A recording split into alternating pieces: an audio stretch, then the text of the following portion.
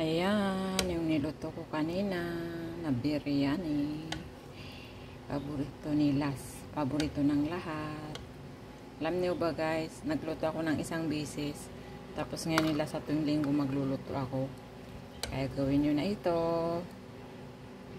Masarap siya. Kailangan saktuhan mo din yung rice. Nasobrahan yung niluto ko na separate na rice bago ko ilagay. Kaya ayan siya.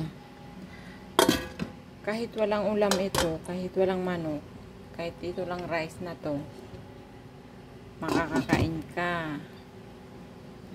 Ayan na nga, lalagyan ko dito sa kabila para sumarap. Siyempre hindi magpapatalo yung sibuyas na pinrito.